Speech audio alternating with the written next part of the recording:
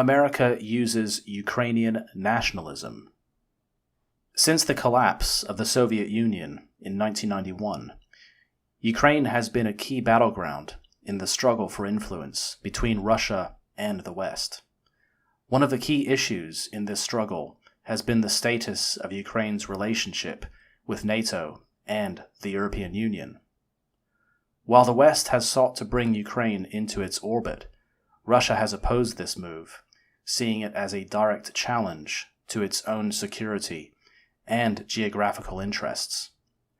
As a result, the West has increasingly turned to Ukrainian nationalist groups as a way of advancing its interests throughout the region. This video will examine the evidence for US and NATO support for Ukrainian nationalist groups and the implications of this support for the ongoing crisis in Ukraine.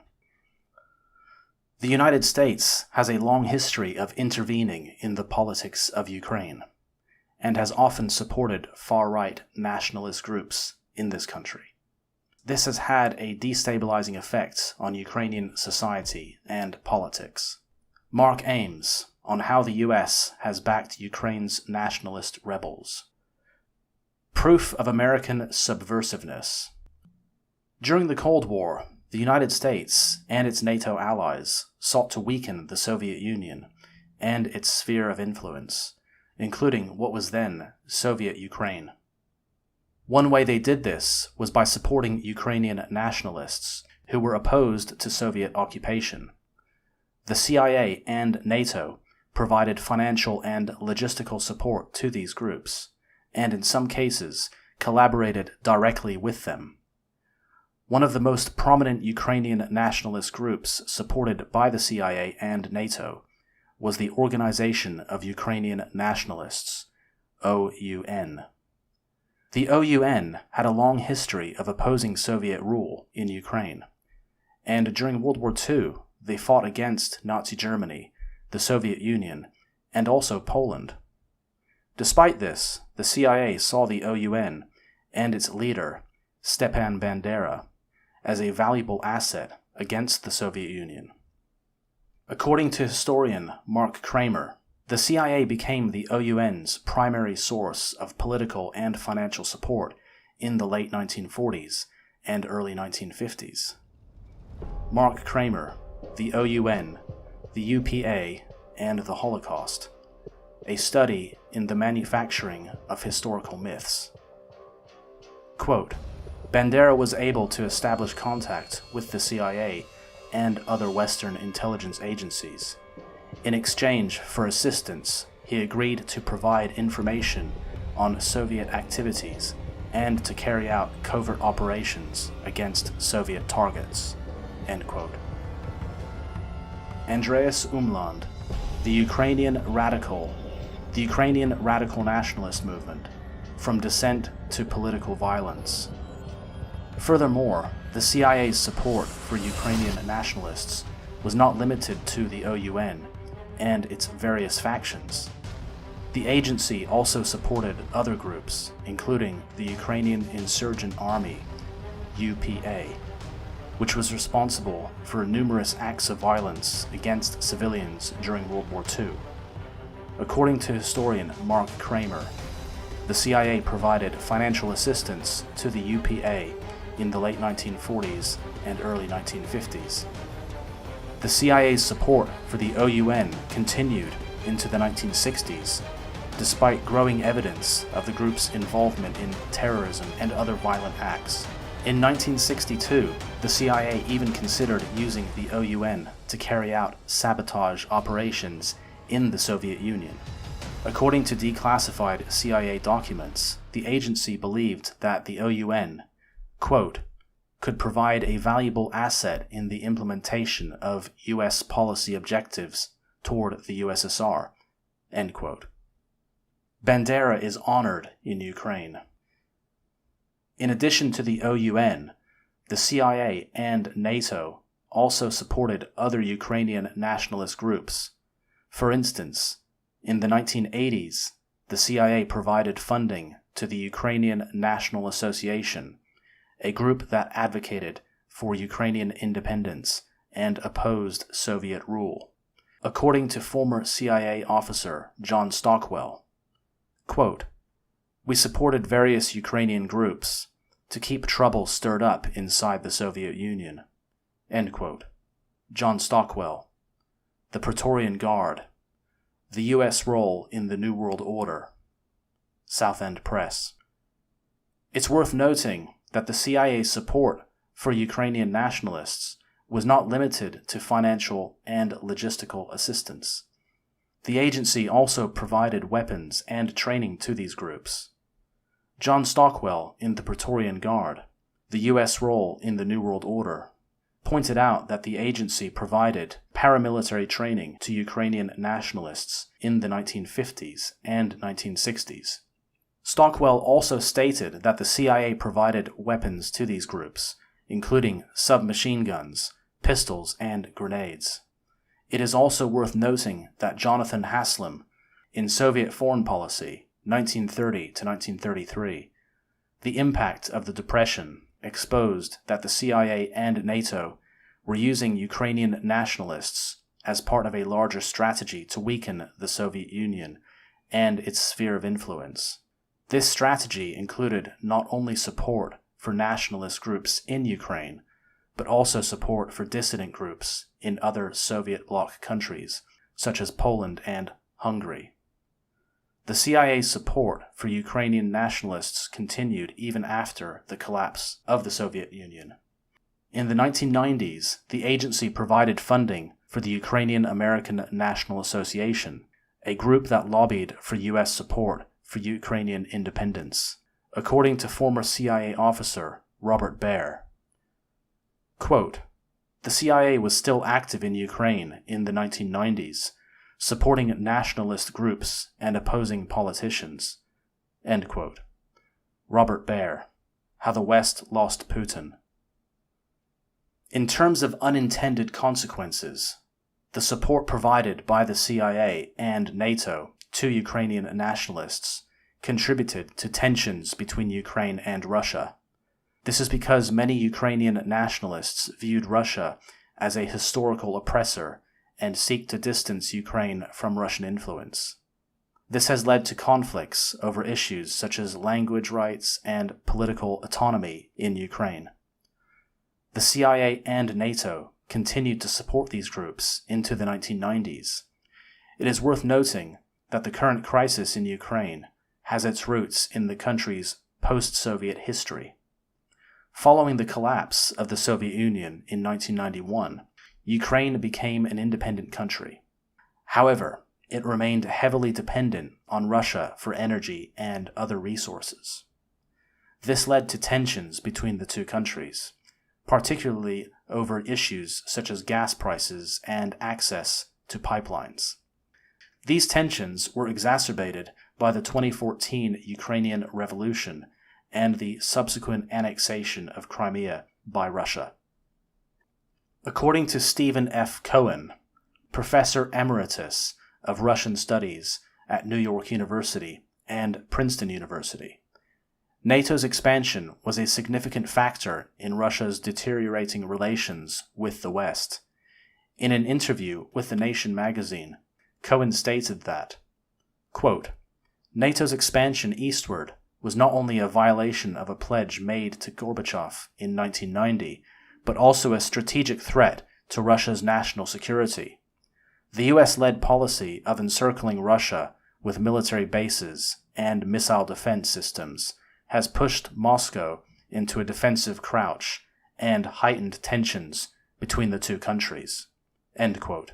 Stephen F. Cohen, Cold War Against Russia, Without Debate. The situation in Ukraine in 2014 further exacerbated tensions between Russia and the West. The Ukrainian government was overthrown following months of protests against then-President Viktor Yanukovych. The United States and other Western countries supported the new government in Kiev, which was seen by Moscow as a Western-backed coup against a democratically elected leader.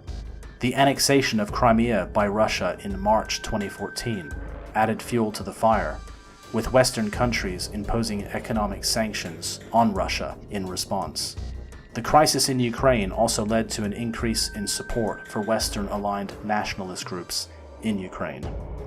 One of the most significant pieces of evidence for US and NATO support for Ukrainian nationalist groups is a leaked phone call between US Assistant Secretary of State Victoria Nuland and US Ambassador to Ukraine Jeffrey Pyatt in 2014. In the call, Nuland and Pyatt discuss who should be appointed to the Ukrainian government, with Nuland saying, quote, "Fuck the EU," end quote. As shown by The Guardian, Victoria Nuland also admitted that the US had invested $5 billion in Ukraine when discussing the EU's role in the process. The call also includes a discussion on the role of Ukrainian nationalist groups in the protests that led to the ousting of Ukrainian President Viktor Yanukovych. While the call does not provide direct evidence of US or NATO funding for these groups, it does suggest that the US was actively involved in shaping the political landscape in Ukraine. Another piece of evidence for US and NATO support for Ukrainian nationalist groups comes from a declassified US State Department cable from 2006. The cable describes the Ukrainian nationalist group Svoboda as, quote, "a radical right-wing populist party that is loosely organized around a virulently nationalist ideology. Svoboda has embraced street hooliganism as a tactic in confronting government opponents and perceived enemies." End quote. The Nation: Is Ukraine riddled with fascists? While this cable is old, it provides important context for understanding the rise of nationalist groups in Ukraine. While the party has seen a decline in support in recent years, its influence in Ukrainian politics and society should not be ignored. During the Orange Revolution in 2004, the US government provided support to pro-Western political forces in Ukraine, including nationalist groups such as the Svoboda Party. The US government also provided funding and training to Ukrainian civil society organizations and media outlets that promoted pro-Western values.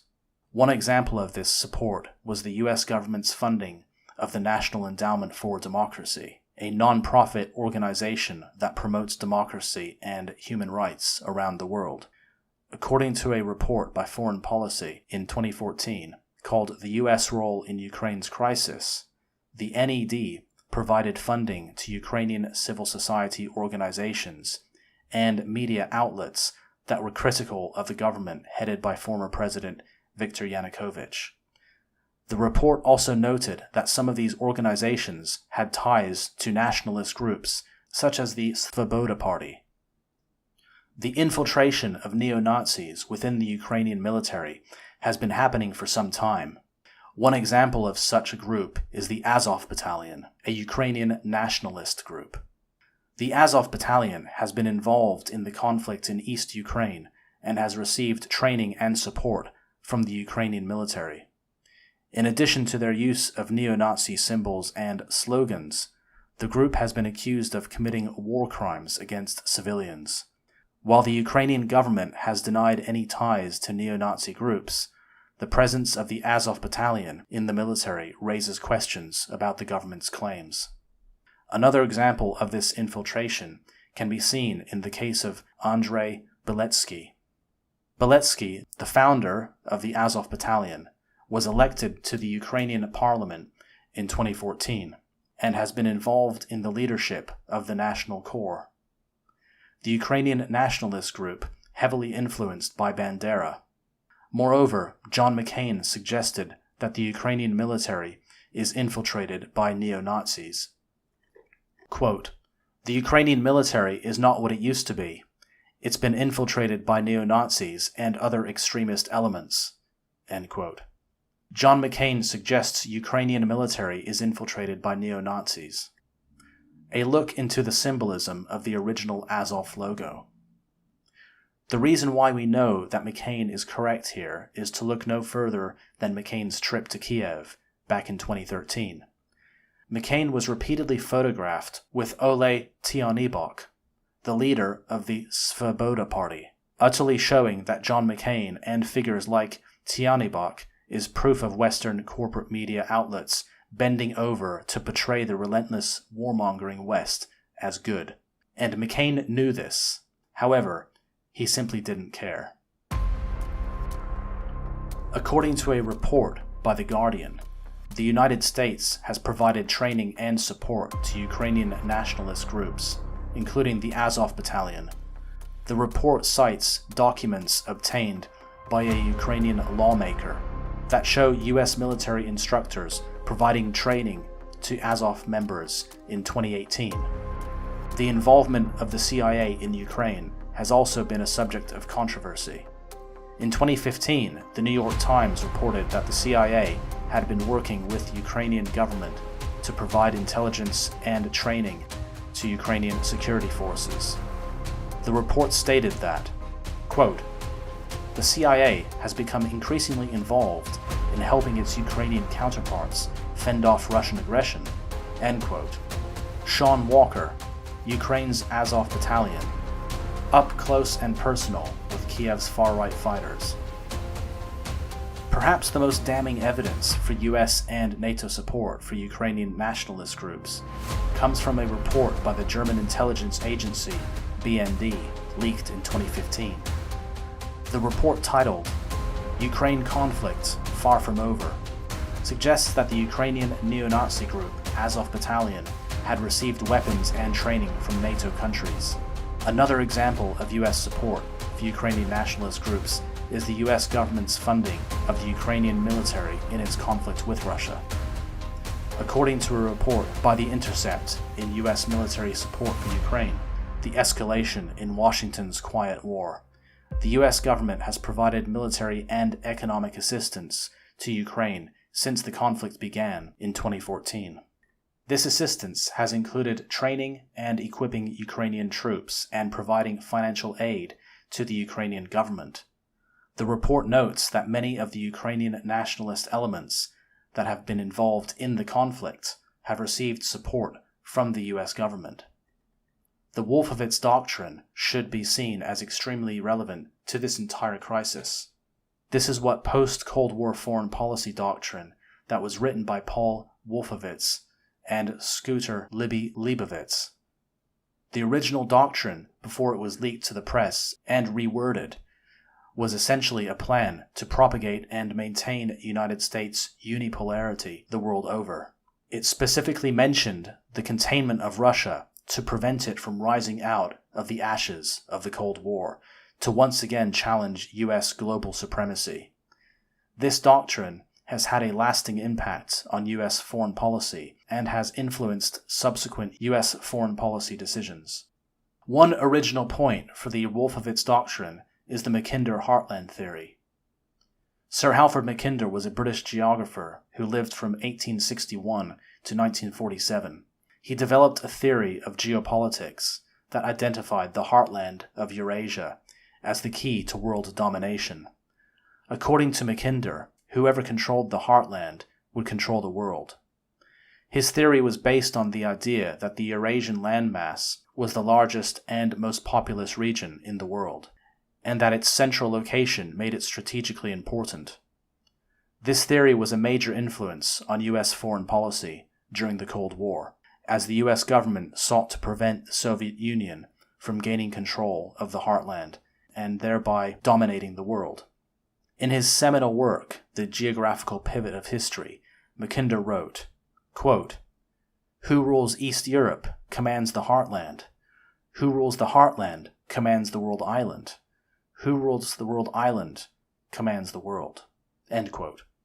This quote encapsulates the belief that control of the Eurasian landmass, particularly the heartland of Eastern Europe and Russia, was crucial for global domination.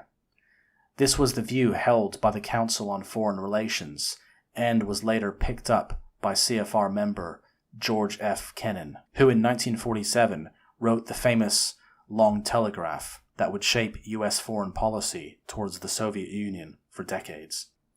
Kennan argued that the Soviet Union's expansionist tendencies were a natural response to its geographical position in the heartland, and that containment was the only viable strategy to prevent Soviet domination of the world island.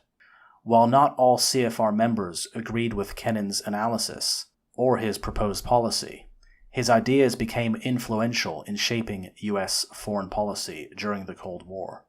The Wolfowitz Doctrine can be seen as a continuation of the Cold War era policy. It seeks to maintain U.S. global supremacy by preventing the rise of any potential challengers, including Russia. The doctrine is relevant today because it reflects the U.S. government's continued desire for global dominance and influence. Conclusions. Why this is bad. So, why is the U.S.'s actions in Ukraine problematic? For one, John Mearsheimer argues that the U.S. and its allies failed to recognize Russia's legitimate concerns and interests in Ukraine. By pushing ahead with plans to bring Ukraine into the West's orbit, the U.S. and its allies created a situation that was bound to provoke a strong response from Moscow. Additionally, Mearsheimer believes that the U.S.'s support for the overthrow of the Ukrainian government in Ukraine was a strategic mistake. This move threatened Russia's security and strategic interests, and it led to a deterioration of relations between Russia and the West. Furthermore, the U.S.'s continued expansion of NATO eastward has only added to Russia's concerns and contributed to the ongoing conflict in Ukraine. There were several other factors that contributed to the alienation of Russia from the West. During the 1990s and the early 2000s, one of the main factors was the West's attempt to expand NATO into Eastern Europe and the former Soviet Union, which Russia saw as a threat to its national security. Russia felt that NATO expansion was a violation of an agreement reached after the Cold War, that NATO would not expand into former Soviet countries. Another factor was the West's economic policies towards Russia. The West encouraged Russia to adopt market-oriented economic reforms and to integrate into the global economy. However, many Russians felt that the West was taking advantage of Russia's economic weakness and exploiting its resources. The West also imposed economic sanctions on Russia in response to human rights violations and other issues, which further strained relations. Additionally, the West's support for pro-Western political movements in countries like Ukraine and Georgia was viewed by Russia as interference in its sphere of influence. Russia felt that the West was trying to encircle it and undermine its influence in the region. The idea of encirclement, or the perception that the West is attempting to contain Russia, is a major concern for Russian leaders and has contributed to a sense of insecurity and mistrust towards the West. This perception has been fueled by a number of factors, including NATO expansion, support for pro-Western governments in Eastern Europe, funding nationalist paramilitary groups, and economic sanctions. The Wolfowitz Doctrine, which was formulated in the aftermath of the Cold War, called for the United States to maintain its status as the world's sole superpower and to prevent the emergence of any potential rivals. This doctrine contributed to the expansion of NATO and the United States' military presence in regions that were formerly part of the Soviet Union's sphere of influence. The American policy of encirclement has led to increased tensions between Russia and the West, and there is a risk that these tensions could escalate into a conflict. A conflict between Russia and the West would have catastrophic consequences, including the possibility of a nuclear war.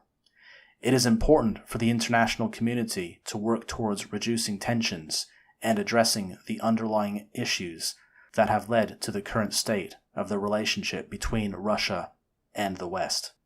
This could involve a range of measures, including diplomatic engagement, economic cooperation, and dialogues on issues of mutual concern. Ultimately, a world war, or nuclear war, would be catastrophic for all parties and should be avoided at all costs. It is imperative that efforts are made to de-escalate tensions and find peaceful solutions to this challenge. Finally, this is indicative that Ukrainian nationalism has largely been unorganic and controlled by the West. First to fight Hitler, then the Soviets, and now Putin's Russia. If somebody truly is a genuine Ukrainian nationalist, they would simply seek a neutral, non-aligned Ukraine. This is the only way to guarantee the normalization of relations with the West and the East. Yet many are sadly stuck thinking this is the 1940s, or seem to think it's a Western crusade for democracy, when this war is really just Western globalist interests at work. It's for this reason that I fundamentally view Ukrainian nationalism as being no different than ISIS, the Shining Path, and Pinochet's American-backed dictatorship. Quote, recent revelations from American security archives and personnel reveal the scale of U.S. infiltration operations in West Ukraine in the early post-war era. Harry Rositska confirms that the U.S. government was by the late 1940s supporting no less than 30,000 anti-Soviet Ukrainian rebels in Galicia, with airdrops of medical support, cash, and wireless radio transmitters. The overall purpose of our operations was to provide an early warning system to tip us off if there were any indications of mobilization in the area. That's what the Pentagon wanted. It was perfectly clear they would not survive. End quote. Jeffrey Bird's The Early Cold War in Soviet West Ukraine, 1944 to 1948. So in essence, the USA attempts to use these displaced diaspora and groups like Bandera's OUN. The CIA then redirected its focus to select the most loyal from these groups, like Mykola Lebed, and set up their own infrastructure in the USSR. The fact is that the main purpose of these nationalist groups was for reconnaissance and to be essentially easily thrown away assets.